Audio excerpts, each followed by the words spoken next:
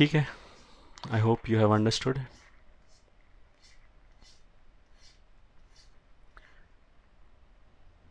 और चलो एक और एग्जांपल लेते हैं। एग्जांपल,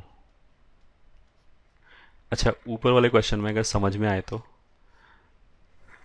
ये जैसे यहाँ पे ब्रैकेट लिखा है, ठीक है, तीन ब्रैकेट लिखे हैं, इसको मैं मल्टीप्लाई करूँ तो एक एन का क्यूबिक एक्सप्रेशन बनेगा। ठीक है, उसमें एन क्यूब आएगा, एन स्क्वायर आएगा, एन आएगा एंड सो ऑन। ठीक है, ये जो न्यूमरेटर है वो पूरा एक ब्रैकेट है प्रोडक्ट फॉर्म में। अगर हम पूरे न्यूमरेटर की बात करें, पूरे न्यूमरेटर को एक टर्म ट्रीट करें तो ये पूरा टर्म पूरे एक्सप्रेशन में, पूरे क्वेश्चन वाले एक्सप्रेशन में प्रोडक्ट फॉर्म में। ठीक है, तो अगर मैंने न्यूमरेटर वाले तीनों ब्रैकेट को ओपन किया तो एक क्यूबिक टर्म आएगा, एक सॉरी क्यूबिक एक्सप्रेशन आएगा एन का। अब मैं अगर उस क्यूबिक की बात करूं, ठीक है, तो मैं ऐसे ही बोल सकता हूं कि उस क्यूबिक में क्या होगा, बिकॉज एन इनफाइनाइट को जा रहा है तो एन क्यूब वाला टर्म डोमिनेट करेगा।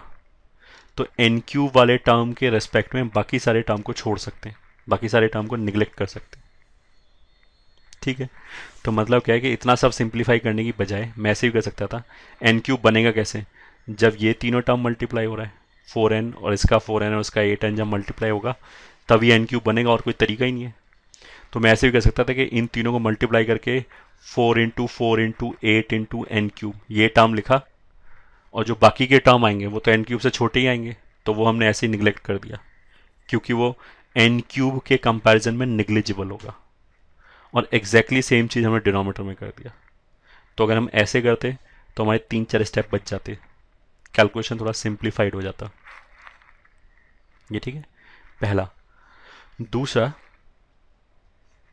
ये जो ऊपर हमने क्वेश्चन किया यहाँ पे वन, सॉरी चलो एक और लिख ही लिया बहुत क्विकली, बहुत आसान सा क्वेश्चन से, limit n is approaching towards infinity 1+2+3 plus and so on up till n divided by n square. मान ली ये क्वेश्चन है तो हम इसको ऐसे लिखेंगे, लिमिट एन इज अप्रोचिंग। ऐसा क्वेश्चन सॉल्व कर चुके हैं। न्यूमरेटर में तो सिग्मा आर वाला फॉर्मूला लगेगा तो इतना आ जाएगा, डिनोमिनेटर में एन स्क्वायर आ जाएगा। ये ठीक है, फिर इसको हमने लिख दिया limit n is approaching towards infinity, एक एन कैंसिल कर दिया, दूसरे एन को इधर ले गए। ये ठीक है, तो आ जाएगा 1+1/n/2। अब अगर एन इन्फिनिटी को जा रहा है तो ये जीरो को जाएगा, तो आंसर कितना आ गया यहाँ से, हाफ। तो यही आंसर है जो सही है। ठीक है, ये तो एक चीज़ हो गया। अब अगर कोई दूसरा बच्चा अगर कोई ऐसे बोले, मान लिया कि यहाँ से वो बोले कि मैं ऐसे करता हूँ कि limit n is approaching towards infinity, अलग अलग कर दिया, जैसे ऊपर लिखा है ना 1+2+3+4 ऐसे करके लिखा है, यहाँ पे 1+2+3 अप टिल एन तक अपॉन एन स्क्वायर लिखा है। तो एक बच्चे ने बोला कि मैंने अलग कर दिया, ये अलग कर दिया, ये अलग कर दिया 2/n² प्लस, और ऐसे ऐसे करते करते लास्ट वाला टर्म अलग कर दिया। n/n² आएगा तो एक n कैंसिल कर दिया तो ये आ जाएगा। अब वो क्या बोलेगा कि ये जीरो को जा रहा है, ये जीरो को जा रहा है क्योंकि n इन्फिनिटी को जा रहा है, फिर ये भी जीरो को जा रहा है, आखिरी टर्म भी जीरो को जा रहा है। आखिरी टर्म कितना आएगा, 1/n। कहाँ से आया, ये n/n² से आया। ठीक है, तो बोलेगा 0 0 0 0 जोड़ दो तो आंसर जीरो आ जाएगा। ठीक है, तो आंसर तो अभी हम निकाल चुके हैं, आंसर कितना आएगा, हाफ। इस बच्चे ने ऐसे किया, फिर उसने बताया कि आंसर तो जीरो होना चाहिए। तो कौन सा आंसर होगा, दोनों आंसर तो हो नहीं सकता। आपको मैथ में तो ऐसा भी नहीं है, मैथ में ऐसा नहीं होता कि ये भी आंसर है और ये भी आंसर, आंसर तो एक ही होता है। मैथ में कोई एक्सेप्शन नहीं होता। ठीक है, तो आंसर ऑफ कोर्स हाफ होगा। ठीक है, वो तो पता लग रहा होगा क्योंकि हाफ हमने प्रोसीजर से किया है, कोई गलती नहीं की। फिर इसका आंसर क्यों गलत है, इसका आंसर गलत इसलिए क्योंकि इसमें, इस क्वेश्चन में जो नंबर ऑफ टर्म्स है, जैसे 1+2+3 प्लस ऐसे कितने नंबर ऑफ टर्म्स, n, और n हमारा कहाँ जा रहा है, इन्फिनिटी को। तो जो नंबर ऑफ टर्म्स हैं वो भी इनफाइनाइट को जा रहा है। ठीक है, तो एक तो थंब रूल की तरह ऐसे याद रख सकते हो कि इसमें जो लिमिटिंग वेरिएबल है n, वो इन्फिनिटी को जा रहा है और वो ही नंबर ऑफ टर्म्स है। ठीक है, मतलब जो नंबर ऑफ टर्म्स है वो इनफाइनाइट को जा रहा है, और वो इनफाइनाइट को किसकी वजह से जा रहा है, लिमिटिंग वेरिएबल की वजह से। तो अगर नंबर ऑफ टर्म्स भी वेरिएबल हो जाए, ये ठीक है, तो ऐसे सेपरेट नहीं कर सकते। ठीक है,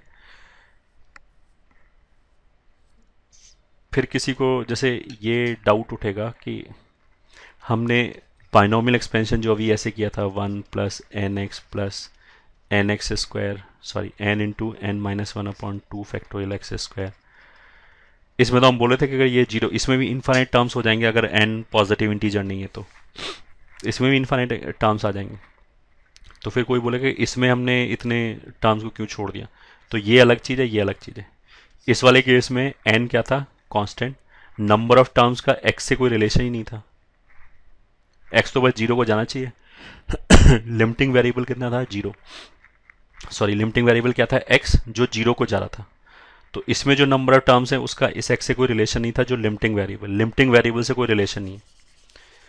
इस वाले केस में क्या हो रहा है कि जो नंबर ऑफ टर्म्स है वो लिमिटिंग वेरिएबल पे ही डिपेंड कर रहा है। लिमिटिंग वेरिएबल एन है और नंबर ऑफ टर्म्स एन है। अगर नंबर ऑफ टर्म्स 2n होता तो भी वो एन पे डिपेंड करता, तो भी हम ऐसे नहीं कर सकते। ठीक है, तो इसको हम क्रूड वे में ऐसे बोल सकते हैं कि ये तो 0 0 0 0 0 कितनी बार लिखा हुआ है, एन टाइम्स, और एन इन्फिनिटी को जा रहा है, तो ये तो कुछ ऐसे हो गया 0 0 0 इन्फाइनाइट टाइम्स हो गया। तो वो तो समथिंग लाइक 0 इंटू इन्फिनिटी का इंडिटर्मिनेंट फॉर्म बन गया। तो इसको ऐसे नहीं कर सकते। कहने का मतलब क्या है कि अगर नंबर ऑफ टर्म्स भी एन के साथ चेंज होता जाए और वो अगर इन्फाइनाइट को जा रहा हो तो ऐसे सेपरेट नहीं कर सकते, नहीं करना चाहिए। अगर आंसर नंबर ऑफ टर्म्स हमारे फाइनाइट हो जाए, मान लिया हमने बोला कि 1 करोड़ टर्म्स हैं बस, तो कर सकते हैं, तो कोई दिक्कत नहीं। बट यहाँ पे तो क्या रहा है, एन चेंज होने से हर टर्म का वैल्यू चेंज हो जाएगा और नंबर ऑफ टर्म्स भी चेंज हो जाएगा। ठीक है, ये दिक्कत है। तो अगर कहीं पे भी समेशन में नंबर ऑफ टर्म्स, ये ठीक है, इन्फिनिटी की तरफ जा रहे हो बिकॉज ऑफ लिमिटिंग वेरिएबल, ये ठीक है, तो फिर हम इन्फाइनाइट जीरो को जोड़ के जीरो नहीं बोल सकते। ठीक है, तो अल्टीमेटली हमने क्या बोला,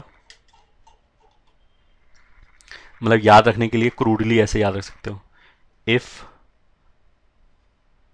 नंबर, नो नहीं, number of terms is turning towards infinity because of, ये ठीक है, लिमिटिंग वेरिएबल, और किसी मतलब लिमिटिंग वेरिएबल, अगर लिमिटिंग वेरिएबल्स पे डिपेंडेंट नहीं है तो फिर इनफाइनाइट जीरो को जीरो जोड़ के बोल सकते हैं, because of limiting variable then we can not separate terms, और we cannot say that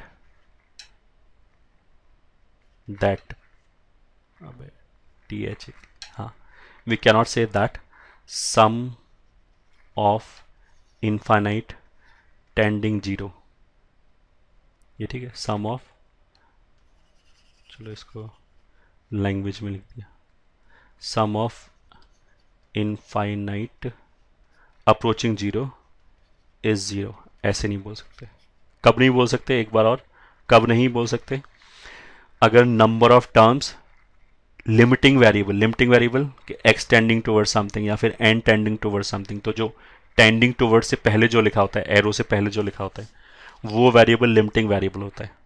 तो अगर उसके ऊपर डिपेंड कर जाए नंबर ऑफ टर्म्स, एंड अगर नंबर ऑफ टर्म्स इन्फाइनाइट को जाए, और अगर हमारा ऐसे 0 0 0 जुड़ रहा हो, तो फिर हम क्या बोलेंगे, मतलब फिर हम सेपरेट नहीं करेंगे। सेपरेट करके ये नहीं बोल सकते कि 0 0 0 जोड़ोगे तो आंसर जीरो आएगा, ऐसे नहीं कर सकते। ठीक है, ओके।